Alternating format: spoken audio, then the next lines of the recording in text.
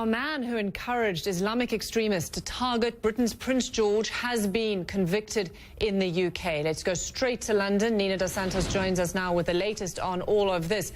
This is very troubling. What more are we hearing? Well, plenty of information coming from this case, Robin. We're talking about a 32-year-old man, Hussein Rashid, originally from Lancashire in the north of England. He's pleaded guilty, dramatically changing his plea, by the way, only 2 weeks into this trial, basically on the back of the weight of the information and evidence the Crown Prosecution Service seems to have. He's pleaded guilty to 3 counts of preparing terrorist acts and 1 count of encouraging others to commit terrorist acts as well. Now, what prosecutors say is that Rashid was extremely prolific on social media, posting numerous posts trying to encourage his supporters to attack various targets in the West, both buildings and also people as well. We're talking about army bases, football matches, foreign dignitaries, visiting ambassadors and, crucially, members of the royal family. This comes to the part that is most distressing of this story.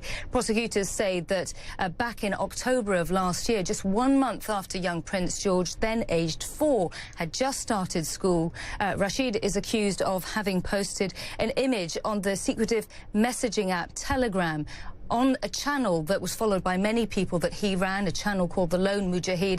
He posted a picture of Prince George and the address of his new school with jihadi fighters superimposed in the background, and the message there said, "Even the royal family will not be left alone." Now, I should also point out that the Crown Prosecution Service said that he didn't just incite people to commit acts of terror here in the West. They also said that via social media he was in contact with people, ISIS fighters out in Syria, and that he's prepared to actually go and fight out in Syria as well.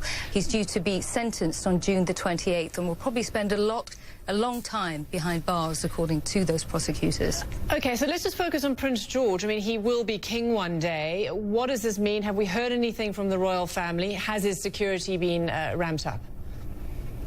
Well, we haven't heard anything in the aftermath of this this change of plea here and this conviction here or indictment, but we may well hear something. We'll obviously monitor their social media channels and be reaching out to them for comment. But obviously, this is the world in which public figures operate in. We know that jihadi fighters have been using social media very prolifically over the last 5 or 6 years. In fact, that's one of the reasons why the British government and Theresa May, as well as the former Home Secretary Amber Rudd, had been stepping up their efforts to talk to Silicon Valley's biggest players to ask them to try and police some of the content that was on some of these social media channels. But this is where the interesting issue of Telegram comes in here, Robin, because Telegram is known for being very, very secretive. And also, we should mention that the only reason why a lot of this evidence came to the fore in the first place was because when Rashid's house was raided, he actually threw the telephone with all the incriminating evidence